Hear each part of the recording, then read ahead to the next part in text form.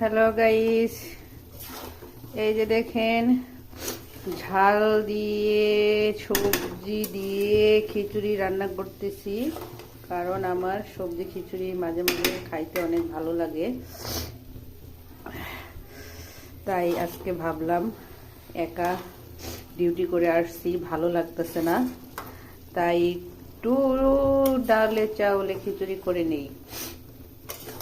Hostel life, একা life, কি আর করার, এই জন্য একটু খিচুড়ি রান্না করে নিচ্ছি। আমার মতো এত সুখী নয় তো কারো